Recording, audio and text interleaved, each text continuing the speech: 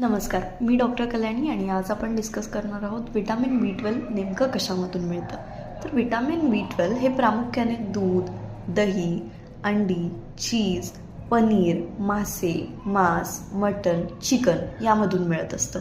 त्यामुळे व्हेजिटेरियन लोकांमध्ये vitamin B12 कमी होण्याची शक्यताही जास्त असते. जर विटॅमिन B12 कमी झालं तर काय लक्षणं आढळून येऊ शकतात? चक्कर येणं, हातपाय सुन्न होणं, विसरभोळेपणा, स्मरणशक्ती कमी होणं, तोंडामध्ये जखमा होणं, अल्सर्स येणं सारखं वारंवार, जीभ जळजळ होणे हे लक्षणं दिसू शकतात. तर कमी होण्याची कारणं नेमकी काय आहेत?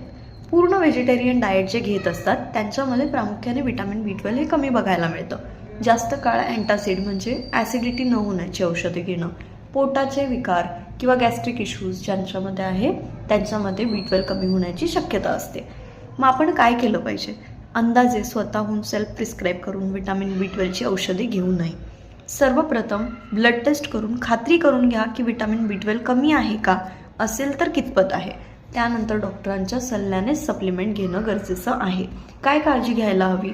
पोटाचं आरोग्य सांभाळा, विनाकारणची औषधं टाळा. काय खायला हवं?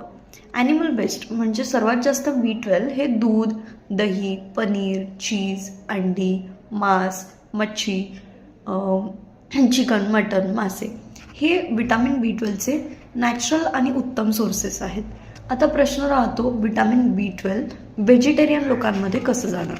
विटॅमिन B12 हे व्हेजिटेरियन लोकांमध्ये फोर्टिफाईड अन्नामधून मिळू शकतं. फोर्टिफाईड अन्न म्हणजे काय? ज्या अन्नामध्ये नैसर्गिकरित्या नसलेली जीवनसत्व किंवा खनिज बाहेरून मिसळली जातात त्याला फोर्टिफाईड अन्न असं म्हणतात. सोप्या भाषेत सांगायला गेलं तर दूध, धान्याच्या फ्लेक्समध्ये किंवा पिठामध्ये B12 जीवनसत्व मुद्दामून घातलं जातं म्हणजे ते अन्न फोर्टिफाईड झालं. आता हे कुणासाठी गरजेचं आहे? जे पूर्णतः शाकाहारी आहेत, ज्यांना B12ची कमतरता आहे, ज्यांना पोटाचे विकार आहेत किंवा वयोवृद्ध व्यक्ती आहेत. फोर्टिफाईड दूध, फोर्टिफाईड धान्याचे फ्लेक्स, फोर्टिफाईड पीठ, फोर्टिफाईड सोया किंवा बदाम दूध हे अन्न म्हणजे फोर्टिफाईड अन्न.